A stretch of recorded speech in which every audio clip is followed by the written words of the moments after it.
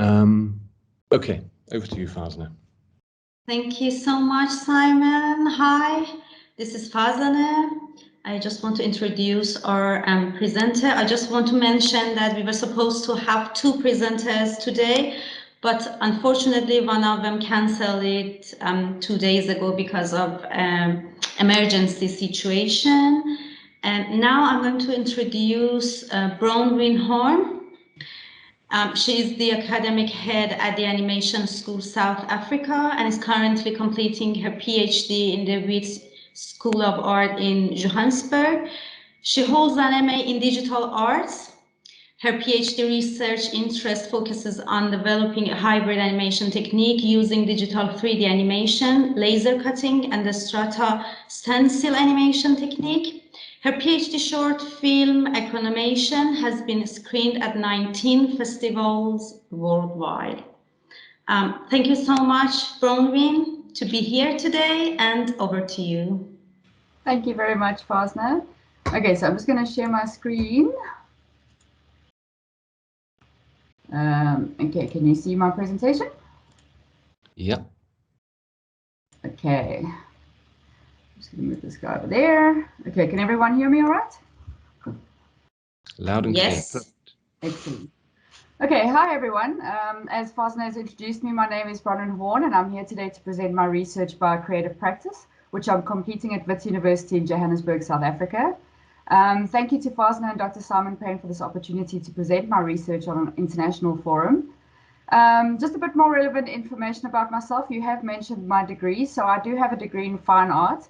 I just wanted to mention that I was specializing in archival hand paper making. So I used to run the University of Johannesburg's archival paper mill, which serviced various local conservation institutions like the Nelson Mandela Foundation and the National Archives of South Africa. And then my other degree was in digital animation, a little bit diverse, but this is where I really began to focus on and expand on my personal interest in character animation. I also have a very strong interest in education, so I started teaching paper making in the rural communities in 1998, and then moved into more formal education where I ran the postgraduate animation degrees at Wits University from 2013. So I'm now the academic head at a private institution called the Animation School. We have a 3-year diploma in animation where students focus mostly on the technical skills and artistry required in short form production. Although I no longer make paper, I still have a strong passion for the materiality of the medium and wanted to bring together my interest in paper and animation, which led me to the study. So the title of my thesis is called Animated Sequences, Chronophotography in Contemporary Animation Practice. I am currently in the completion stage of writing up my thesis for examination. I was very, very, very fortunate to have completed the creative practice and exhibited the work in February 2020. So it was just before the COVID pandemic hit our country. So my exhibition ran for 3 out of the scheduled 6 weeks. So at least I got some public time there. So tonight I will be showcasing the underlying theories that informed my research and show you a little bit about the production and the creative process. So I hope you all enjoy. And why isn't it changing slides? There you go. Okay, so character animation has rapidly become a popular form of entertainment.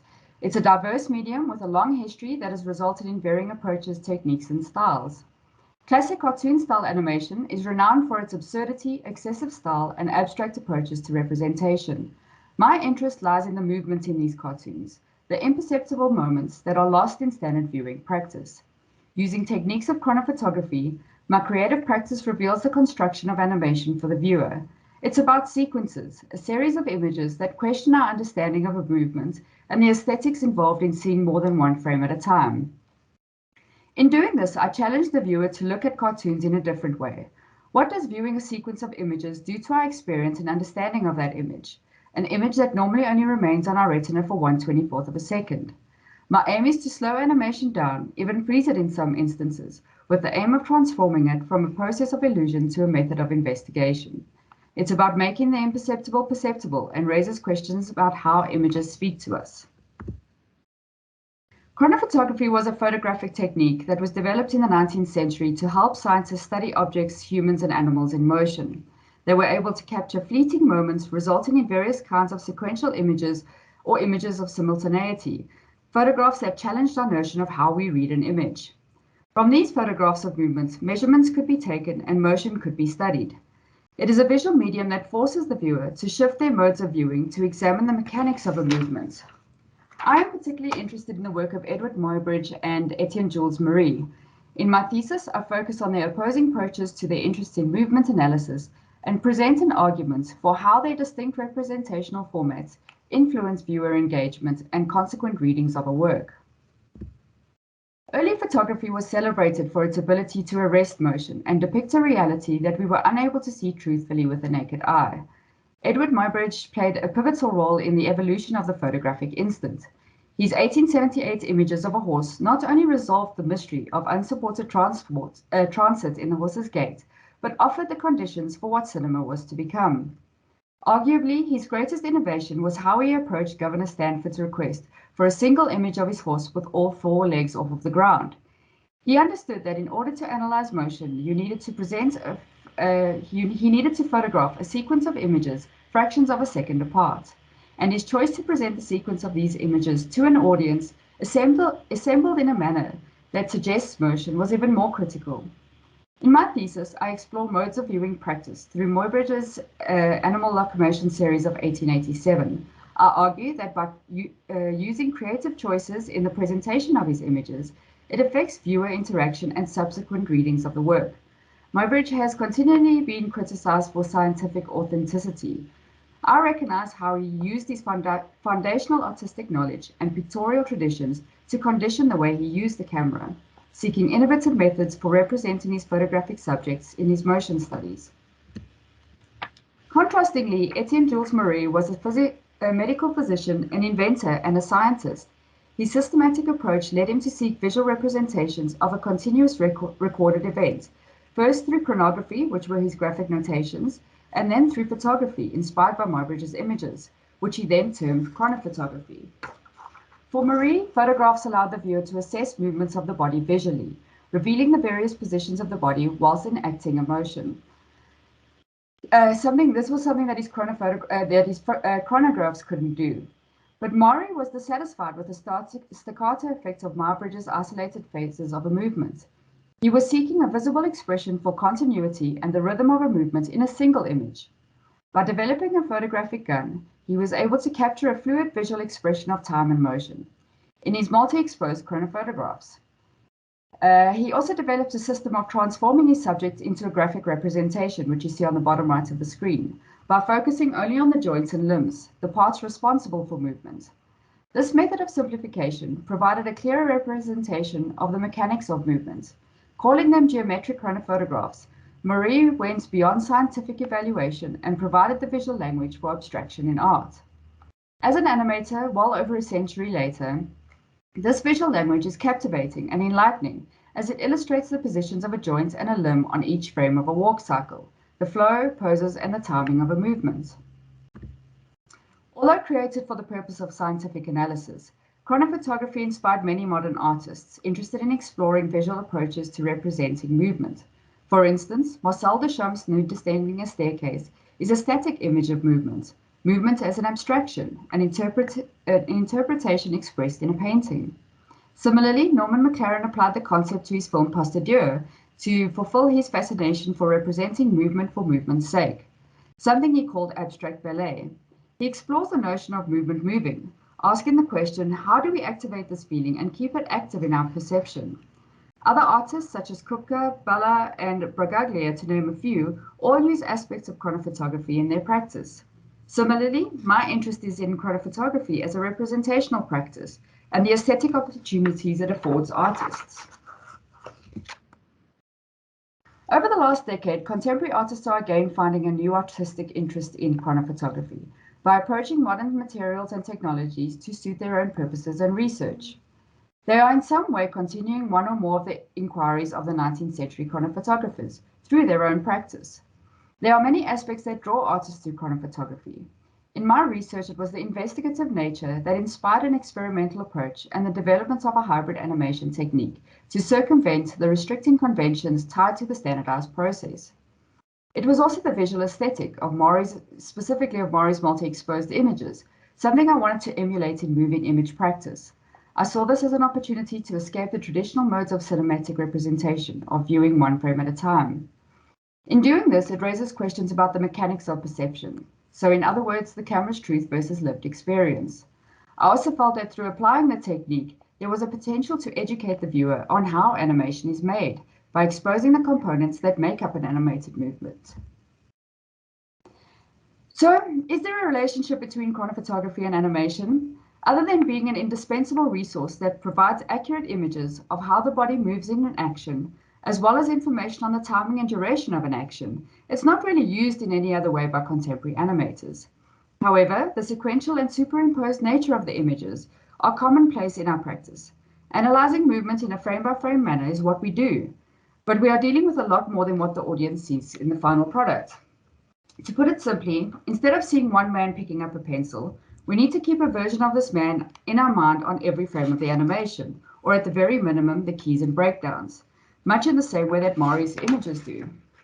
The audience does not see it like this, but we use software techniques called ghosting or onion skinning, similar to what you are seeing here, as a construction tool when designing a movement.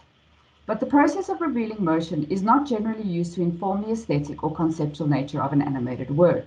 My aim was to find a way of revealing this for the viewer in a way that was both aesthetically appealing and challenged their reading of the work. But how could I do this? So I first approached the question of what differentiates animation from live action film.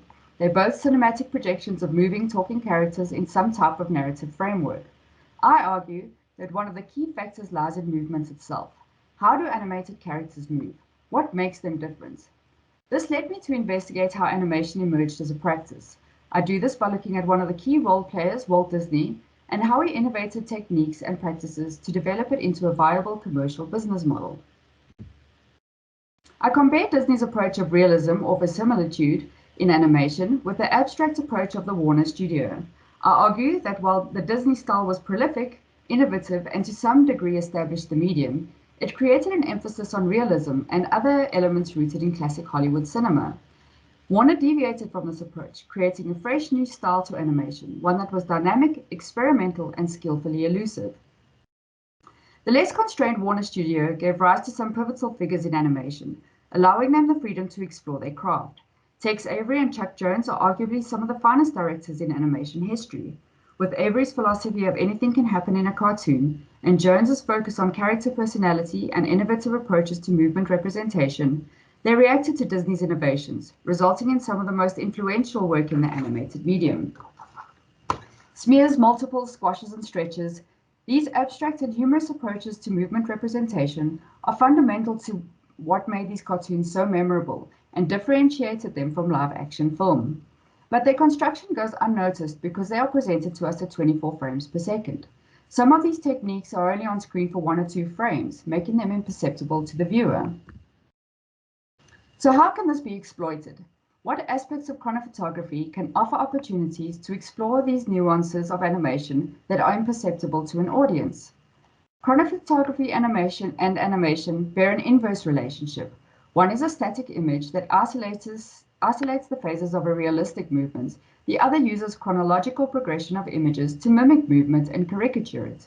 However, when viewing the individual frames of an animation side by side with a chronophotograph, the results are similar in approach and format. In my study, I propose an integrated method for examining and viewing animated motion. For this, I blend between chronophotographic and animation practices, static and moving, and through doing so, highlight opportunities for creative exploration. I argue that static sequential images impose a complex interaction process on the viewer. Because of their fixed nature, the viewer has time to process the images using their own experience and understanding. But in the cinematic format, it commands an interaction based on the method of presentation, which is at 24 frames per second and out of the viewer's control. This changes the nature of this engagement. It's the difference between a voluntary process versus the imposition of an illusionary experience. This research aims to bridge the gap between the still and the moving image, in order to create an innovative viewing experience, one that imposes movement but forces the viewer to question the nature of its construction. It explores how chronophotographic techniques could be used to slow animated time for an unconventional aesthetic and a different viewing experience. I do this by applying the multi-exposed visual aesthetic of Maury's chronophotographs. By using an established yet underexplored animation technique called strata stencil, I demonstrate my interest in exposing the construction of animated movement in an experimental short film.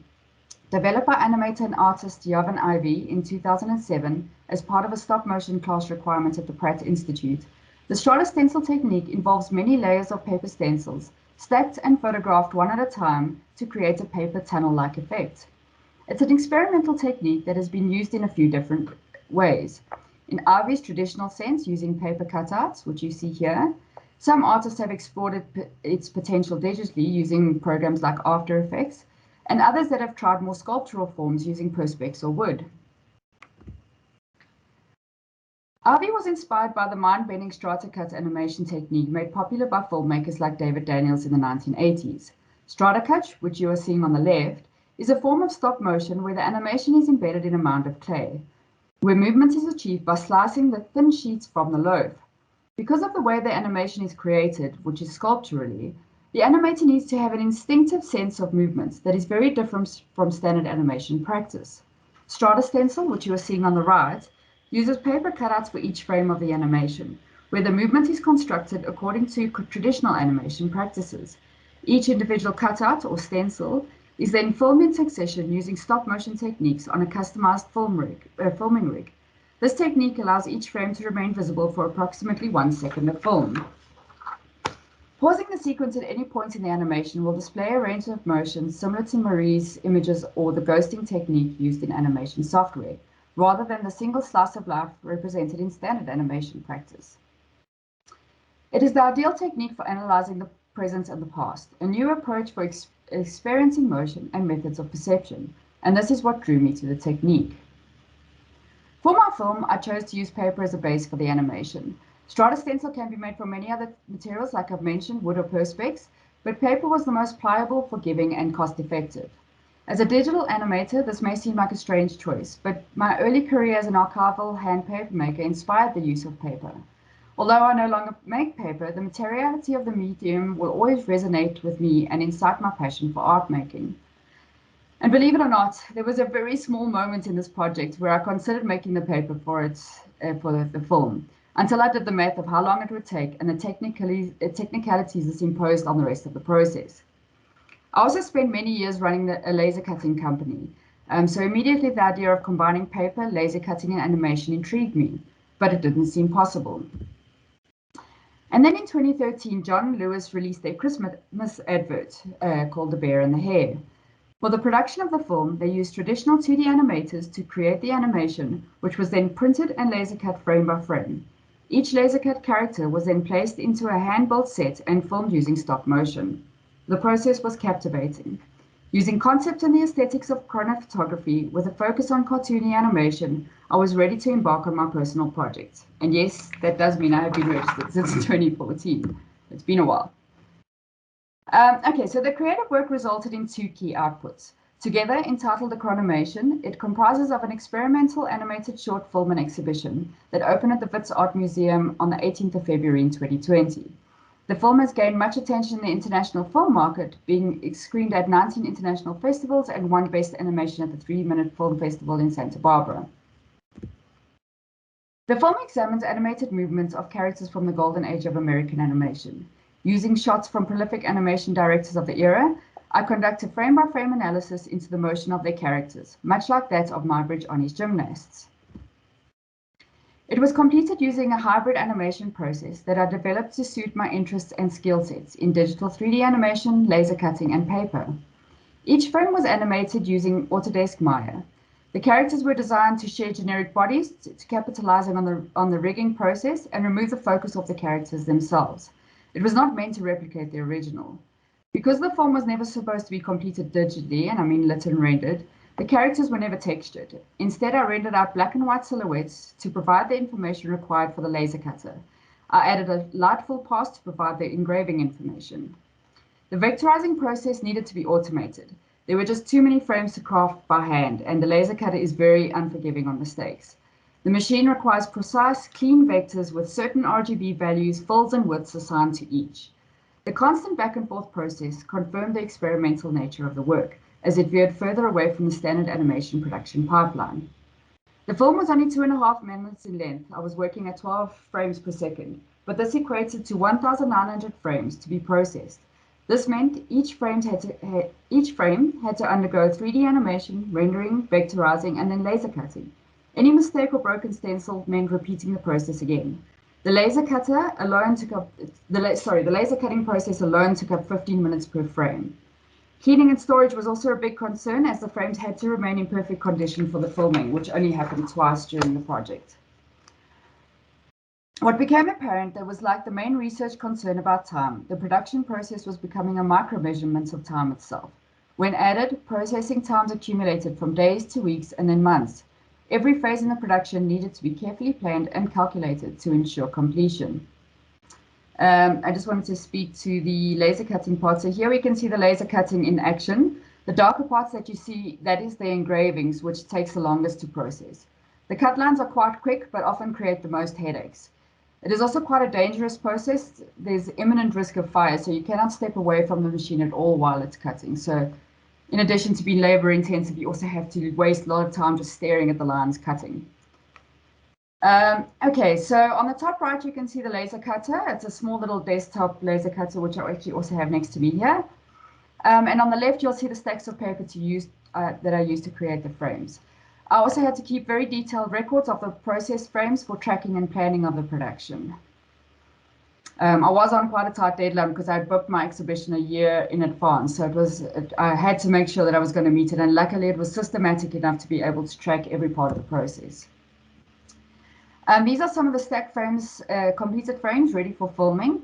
Each frame had to be cleaned and stored properly. So when you laser cut paper, it creates this like soot, almost like a black residue that comes from the paper, the burning process. So you have to clean every frame before you store it, else they'll all just come out with fingerprints and black marks, which is not ideal. And then this image shows the simplicity of the filming rig. It was really just constructed of 2 suspended poles with curtain hooks to hold the paper. We ended up marking the poles to maintain a distance between the frames, mostly for our sanity, because it got very difficult. It was a very finicky process. We even had to label the walls with left and right because our brains during the process just literally melted. And we only had 2 shoots. They were about 2 weeks each, but it was just about, taking the photo, moving everything back, putting the new frame on. It was very, very tedious.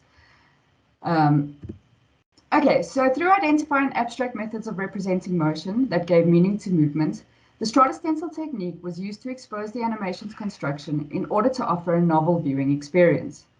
I used methods of simplification to further create an emphasis on movement in a montage of action sequences that resist the sequential logic of narrative-driven animation. This clip is just a snippet of the film. Hopefully we'll have some time at the end to be able to watch the entire film. The exhibition fulfilled 3 purposes. So the screening of the experimental short film, the exhibition of the laser cut frames, and a sideline exhibition that completed an educational role for both historical chronophotography and animation mechanics. The exhibition included frameworks, installations, and printed media. The aim was to showcase the material items that resulted from the creative practice in a manner that further questioned their validity in a chronophotographic study in contemporary animation practice. In the static works, levels of repetition forced the viewer to see things that they never saw in the film. In this printed version of the film, which was about 2.5 meters by 1.5 meters in size, it reveals the structure of animation itself, breaking it down frame by frame from a process of illusion to a method of investigation. By arresting movement in each shot, I shift the focus on how they were made, one frame at a time, and through this mode of very close analysis, it provides an account of the aesthetics of movement itself. This raises questions about what we are seeing. Does knowing more about a particular technical process shape what we are able to see, or even how we see it? Can we treat these works as sites of potential knowledge? And what if we treated a series of frames as a work of art in their own right? These questions, and the ones that emerge from them, are meant to test the limits of animation. They introduce the possibility of looking at animation differently. My research has revisited a historic method of movement analysis and animated films from a pivotal era. I propose that we look past their immediate attractions towards the elements of their construction, to focus on movement and the aesthetics that operate in this space, the imperceptible made perceptible. As Muybridge and Maury revealed in their 19th century audiences, sequences alone can inspire wonder. Cool. Thank you very much.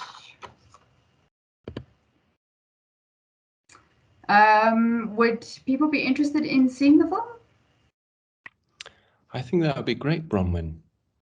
Okay, I'm just going to stop sharing because I think I've got to share with sound.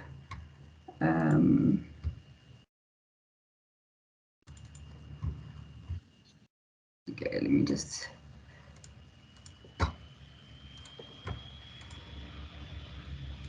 Okay, just tell me if you can hear sound. You can hear it, okay, cool.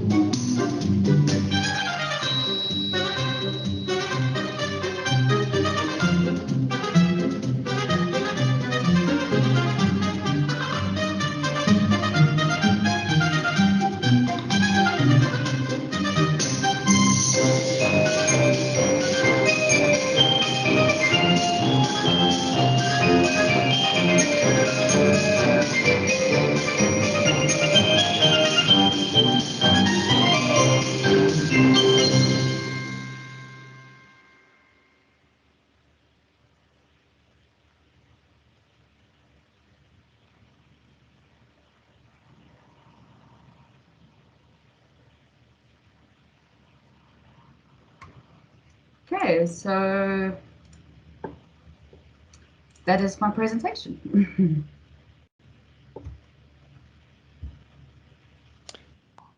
Thank you very much, Bronwyn. Pleasure. I forgot to say at the very beginning that that we have the chat function. So, you know, should people have questions that they want to ask Bronwyn, we could happily take them out loud. But if you don't want to speak them out loud, then you could type them into the chat here. I've got questions and thoughts and whatnot, but I'm sure Fasna has got more than me, or at least more informed questions than me. So I'm going to let you go first, Fasna. Thank you so much, Bronwyn. It was really interesting. It just made me to think about expanded animation when I see your exhibition, and I was just imagine if someone ran, you know, and blink, it could see the animation somehow, and it was really interesting for me. How do you did you see it in that way as well? Yeah, in your exhibition? Yeah, and I think it was also had an interesting effect because I had a whole lot of zoetropes and phenakistoscopes at the exhibition that I created from the animation itself. So people were playing with them and trying to understand, things about movements and how animation is created. But then also I had I showed you an image of like one of the sequences of Goofy running that was installed in the gallery because it was a very big space. And a few people reported to me like seeing people in the gallery running around trying to experience that movement through that large installation. So, definitely. I mean, it was an aim, it was part of the aim of the research. And I think it was quite successful in that, especially the exhibition ended up being quite interactive and having people really engage and having fun with it. And I think that was the idea from the beginning, was I wanted it to be really fun and, enjoyable. And whilst learning about the process of animation and how it's constructed. So yeah. Yeah, because it just seemed to me as a very giant zoetrope. Yeah. That part of installation, and it was really interesting. So I had two. So one that you had to walk around, and then one that you could stand in the middle and then like sort of spin yourself around to experience the motion. But it was also just about seeing like how those different frames make up a movement. And also just the sheer volumes of, because I had lots of stacks of paper, like like a 2-second shot would amount to like a stack that high, and I would frame them so people could see how much work is involved in just creating a single movement. And then the kind of frames that make up that movement that we don't necessarily see, it's like, why is that frame so out of place? It's because that's the one that we don't see, but it gives like impact to the motion. Then it is somehow a very physical process of making animation, the real physical frames. Yeah, it was fantastic. I think it was a very nice way of engaging with it. It takes the process of rendering and it makes it 50 times harder than what it really is when you just do it digitally. But it was a lot of fun to be able to see it coming to life, and then playing with the frames and doing different things with them, placing them differently on the table, and seeing what they do to shadows, and that whole process was it added a whole element that I wasn't quite expecting at the time. But it became a very intrinsic part of the process. Is there an example of that moment that something unexpected happened to you, and then you think that this is it? I don't know. I was so well organized. I really planned this thing for years because I was registered from 2014. So it took me about 3 or 4 years to actually get going on the creative work. So I had all these ideas and I planned it meticulously. I think I spent a year planning every little part of the pipeline because laser cutting is very unforgiving. It's a very systematic process. Everything has to be, in place. So I don't think there were any moments where it was like, something happened that I didn't expect to happen. But I think when I saw it for the first time, those first like 10 frames lined up on like lying on top of each other, I was so pleased that it was actually going to work. I think it was all unknown until that point. And then of course the filming, like there was no way you could test the process using After Effects, but it's so much work to set it up. So I didn't ever get to that point because I was just under the gun and I had to get it finished on time. So I never actually tested to see what the motion was going to look like. I just went with it and I thought, I planned this so well, it's going to work. And then when it came to filming, I don't think I've ever been as scared as I was in that week because I just didn't know how it was going to unfold. But everything worked so perfectly and I was just so happy with the way it came out. So that was maybe one of those aha moments. Simon, do you want to say something? I put a hand up very briefly, but it's to do with the exhibition in a way. It's intriguing to hear that you said you planned the exhibition a year in advance. It seems to me the exhibition was key to addressing one of the primary questions in your project about how does one make the production process or the process of animation visible or comprehensible to an audience, and in a way you do that slightly with the epilogue to the film, I noticed, but it must be the exhibition must have been in a way crucial to that aspect of communicating your process to the audience. Yeah, I think it was, and I was very set on doing it. That's why I booked the exhibition so far ahead of time, because it's not a project it's not a film that's supposed to work on its own. And when a lot of people saw it for the first time, they felt that it looked like it could have been digital, maybe fake to look a little bit handmade. And I think the exhibition confirms that, you know, every single frame was made. I mean, I've still got them lying all around me stacked, you know. So that exhibition, and also just looking at different ways of seeing sequences of images, because, you know, in the thesis I'm talking about the cinematic and the projected image versus the static image, where you've got more time to look at things. So those frames repurposed in different formats was very important, you know, to the thesis and all the theory that I'm talking about. So yeah. If I could ask another question. Sure, Simon. It's all yours. No, it's all yours, really. But one thing about the process that I wanted to ask about a bit more was to do with that digital intermediary step. You know, when you take the frames, as it were, into the digital program, which I don't know what that is, but you seem to isolate the characters in there, and then you showed them in a three-dimensional environment. I wondered what that process was, or what the significance of that process was for you to go from the film sequences to your laser cut frames and that digital intermediary. What were you doing in that process in particular? Well, I mean, that's the part where I was really analyzing the motion from those episodes that I was interested in. But I mean, I think what I was really thinking about was that, you know, chronophotography and the study of motion is so integral to the process of animation. And I don't think animators maybe realize to what extent that actually happens. And that's why I put a lot of it in there, because it's all about the poses and the timing and how things, you know, work together in a sequential format. And, you know, I've questioned the whole process 100,000 times, saying like, I should be doing this in 2D, because it doesn't make sense to do it in 3D, because you create these rigs and these characters, you know, the meshes, and it's very time consuming.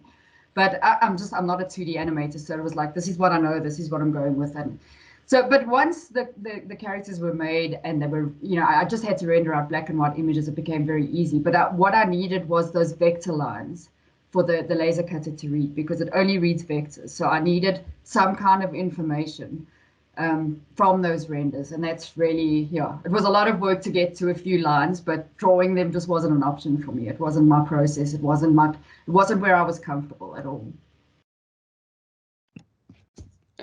Great, thanks. I'm keeping an eye on the chat here, and it looks like Carmen has a. Sorry, Farzan, I'm jumping in. Do you mind? No. Go on, Simon. Go on. I've been excited by this talk, but Carmen has a question I noticed in the chat. Carmen, you could speak the question. You could unmute yourself and announce it. Yeah, hello, can you hear me? Yeah. Yes. Good. Okay, so just wanted to say thank you to Bronwyn for the presentation. That was really exciting to see both the preparation and then the process, and yeah, really, really good. So my question is a little bit, maybe, I'm not sure, but maybe in line with what Simon was saying about this whole, like your focus on the analysis of movement. I think that's interesting. So I was thinking this division between the analysis of movement and then the production pipeline. And I was wondering if you had any like thoughts or insights into like the idea of motion in animation. Like, did you have an interpretation of what this pipeline process did to how the aesthetic of motion kind of came about into the finished films? So I don't know if it's a clear question, but I'm just trying to figure out this bridge between the analysis of movement and then the insights you got from the production and pipeline of creating this movement, and if that says something special, or it kind of repeats some important points about animation as this, you know, very practical image making process. Yeah, so I think You know, the what I really intended to do, what I wanted to do from the onset, was create a chronophotographic analysis of animation within the animated medium. So there's a couple of ways you could go about doing that, but obviously you're looking at existing animation. I didn't want to necessarily create my own animation because it was more about, Right. If you look at how Maury and Muybridge, they had gymnasts and professionals performing actions so that they could study how they move naturally. And my idea was, okay, well, I want to study somebody else's movements, who created animated movements, who knows what they're doing, rather than my idea of how a movement should be constructed, which is why I chose animation from the golden age. But I think through that process, what became quite apparent for me was that, it was always about movement and the frames that made up that movement. And it just emphasized and illuminated the whole process of motion analysis over and over again. And I think because it was so systematic and so repetitive, because, I was working with the 3D characters, then I was rendering them, then I was dealing with the vector images, and then I was laser cutting them. So I was re-looking at these images over and over again. I think I could recreate these scenes sort of like in my dreams. I understand what motion, how it was interpreted, how it was projected in those films. The only unfortunate thing is, like, I was quite, I wanted a piece of music that wasn't integral to the piece of the work too much, but I wanted it to be fun and exciting, but then I wanted the animation to fit the music. So I was a little bit limited in that. Once I found the piece of music that I liked, the animation sort of had to fit. So you'll see there's little accents and parts that hit, like certain parts of the music. And through that process, I lost so many shots that I really wanted to analyze. It's almost like I wanted to make a 10-minute movie because there was so much I wanted to do. I mean, if you just think of the golden age of animation, there's so much rich resource material that I unfortunately missed because of just constraints of the project, like scope. I just couldn't go bigger than this. But yeah, and I don't know if that's answered your question at all, but it was really just, it was all about a focus on movement and analysis of how animated movement was created. And I think that was just emphasized throughout the whole project and the whole process for me. I don't know how it was accepted by the audience. I mean, I know it was very positive and people enjoyed it, but I don't know what people personally got from it. And if it became about movements for them, I'm not sure. Yeah, that's good. That's a very interesting answer. I definitely liked your take on kind of what part of the movement you are actually researching, because I was also going to ask, why didn't you make your own animations? Was what part of that very animator's mindset you were kind of missing out on? But I think you gave a good answer, and maybe kind of pushing the debate more into the production and the pipelines, because I think something happens when you can completely stop the animation's natural frame by frame display, and then you break that motion out. So it's almost like, these frames that used to come together can split over time. So, it's kind of like it's thought together, but then it's decomposed and then it's composed back again. And it kind of makes the whole idea of time and movement really abstract or really conceptual in some maybe unexpected ways. Yeah. Thank you. I love that. I mean, I suggest you also just look up strata stencil, because some people have done some very interesting stuff with their technique that's also sort of like expanded, like you're talking about expanding time and bringing it back together. I mean, there's one video called Kitachi. It's like I think it's a Japanese musician who they create the strata stencil but out of perspex, and they end up, they film every frame, they just lay the perspex in front of each other, and then at the end it's this big sculptural form. And it's so weird to see time and animated movements as a single piece of work in the middle of a room. It's really fascinating, and I absolutely love the strata stencil technique. I think it's got so much potential, and people must really take it further. Not many people have tried it, and I've noticed a lot of people have done it digitally, because I think it's just it's so labor intensive that you don't really want to go down that route unless you're serious about it. But yeah, it's a beautiful technique, and I think it's got a lot of potential, especially for analyzing movement and time and all of those kind of things. On the topic of strata stencils, when I saw them, I couldn't help but think of those wax experiments by Oscar Fischinger. Do you know those, Bron? Yeah, so that was what David Daniels sort of extended his research on. So Oscar Fischinger used to play with it. I think it was in the 1920s, but he was using wax rather than clay. And then David Daniels started because he explains his process as I think in his family at the dinner table, like when he was from 7 years old, he used to play with clay and do things with them. And then he thought, what would happen if I start cutting them up and stuff like that? And that's how he developed that strata cut technique. And, Jovan Ivy, who developed the strata stencil, really was very influenced by that whole process of, cutting away at something to reveal something else, which is how he came up with strata stencil. It's very fascinating. There is another question I can see. Jonathan. Hi there. Yeah, can you hear me? Is that clear? Yeah. Mm-hmm. Hi, fantastic. I'll just put my camera on for a moment. First of all, thank you, Bronwyn, for sharing your practice with us. I thought that was brilliant. And I really, truly compelling at the end. I think my jaw dropped when I actually saw the animation playing.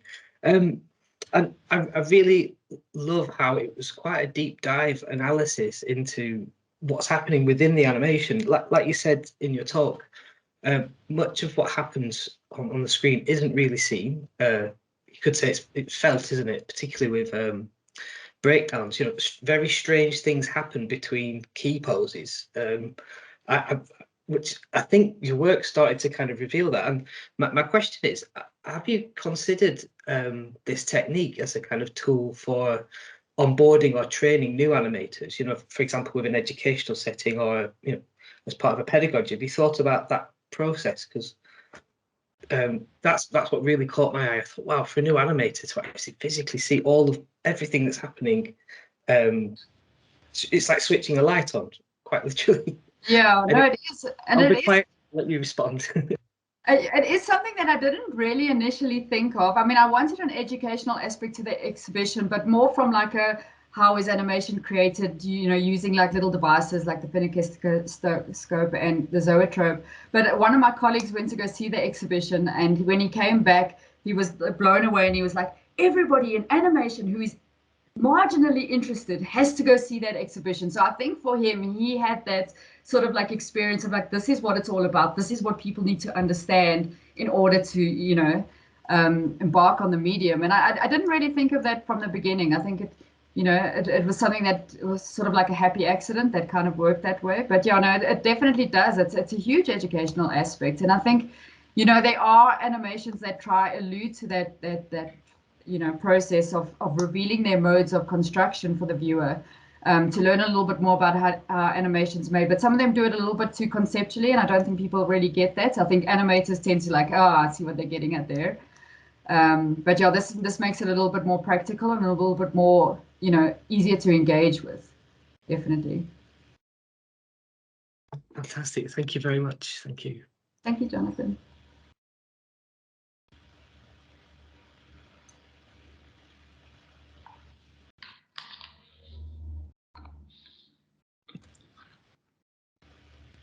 Yeah, it's been fantastic to have questions from the wider audience. If anyone else out there has a question and would like to introduce them, that would be wonderful. Another reference point that I couldn't help thinking about when you showed your film as a series of stills in a grid, is that the Peter Kubelka film Arnulf Reiner. I don't know if you know that. It's an animation, more or less, of just black and white frames, like avant-garde classic from 1957, in which he at some point printed it out as the complete series of frames. I didn't Also, know. another avant-garde filmmaker called Paul Scharatz, who did the same for his film, so that, as a kind of to illuminate the process again, I suppose, which, as you suggest, lots of animators have tried to do in one way or another, reveal their process of production. But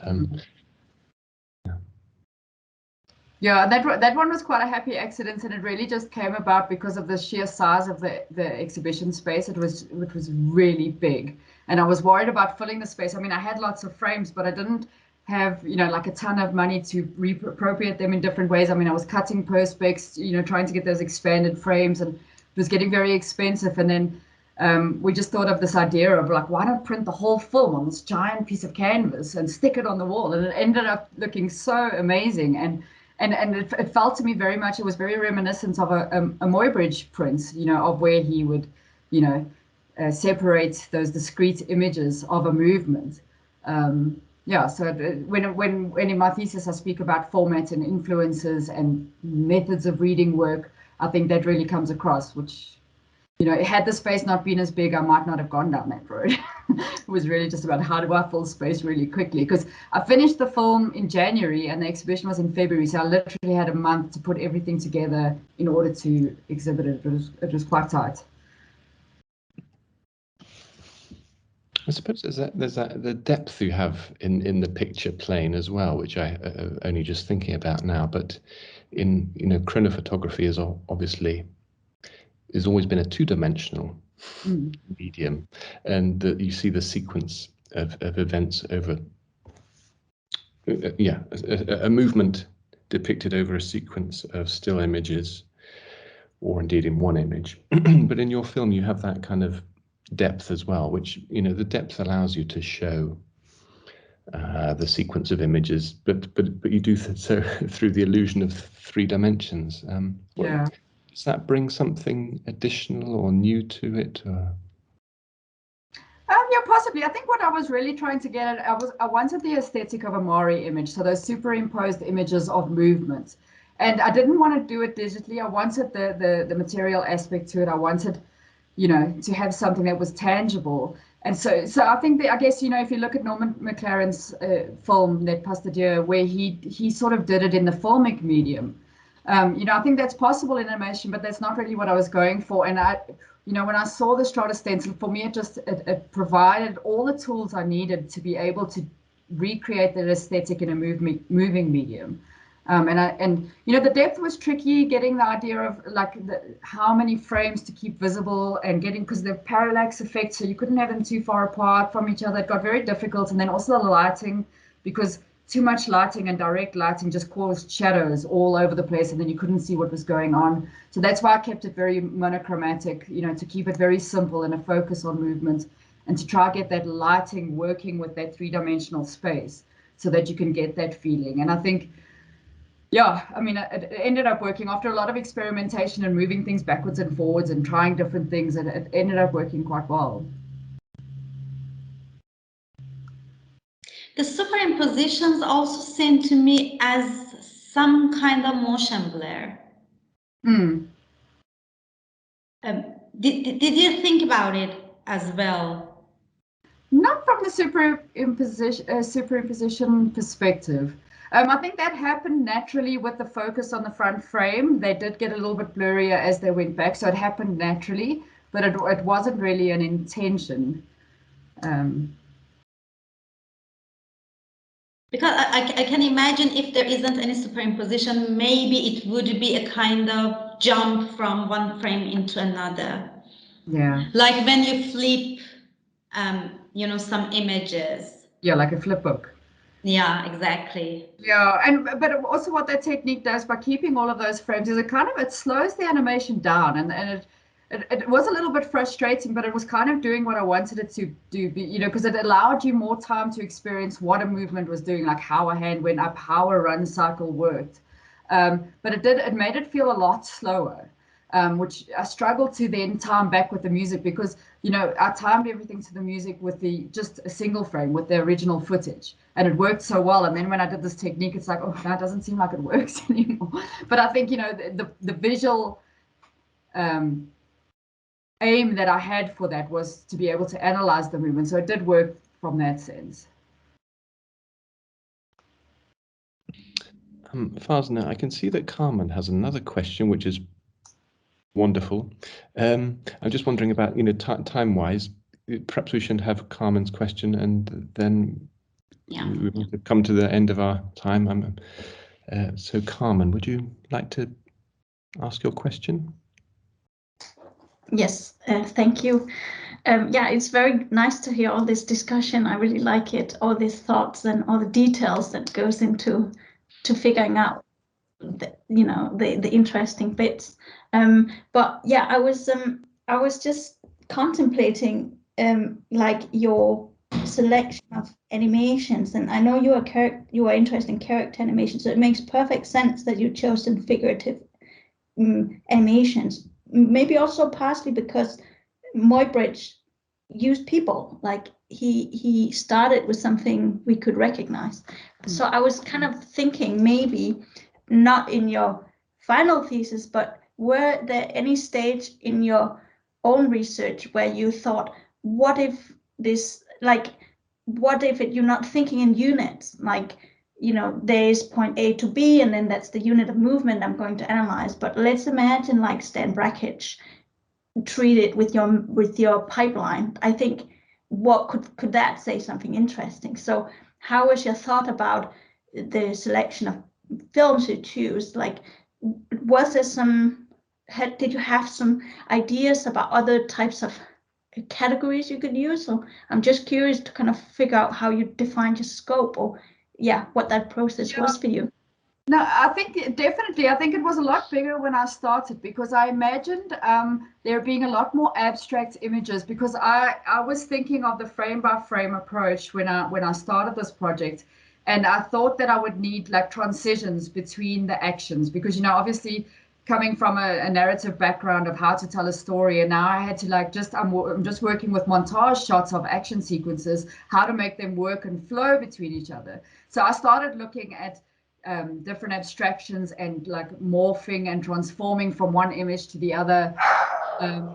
But it was interesting that the more I studied the technique, that those morphs and ways of montaging wasn't necessary, because the movement almost does it itself, the technique. So you cut off a frame, that one moves back and the new one comes in, and it happens automatically. So I was thinking a lot about abstract designs, which never ended up going into it. I wanted a lot more extreme stuff like smears and stretches but it was hard to interpret into laser cutting. So laser cutting was very limiting in that everything had to be connected to a frame or else it would fall apart.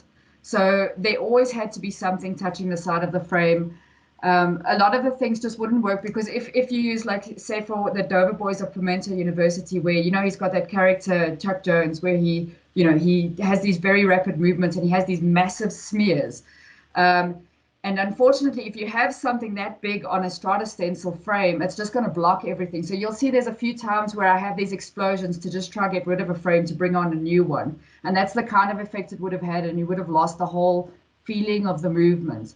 So, I tried various things and I had different ideas, but they didn't all amalgamate. And I realized that I even had backgrounds in the beginning, but the backgrounds were so distracting. You couldn't see the motion at all. It didn't work. So yeah, it was just about a process of simplification for me. So the more simple you made the figures, the better it worked. So I just tried to, in the end, you'll see there's some environments in some of the shots. Those were ones that were done earlier and weren't as successful, but I ran out of time and I couldn't replace them. But yeah, for me, the more successful ones is where it's just focused on character.